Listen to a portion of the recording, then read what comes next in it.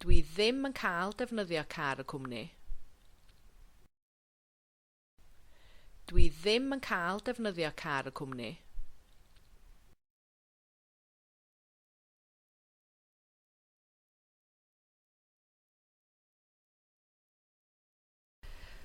Does neb yn cael defnyddio'r lifft yna. Does neb yn cael defnyddio'r lifft yna.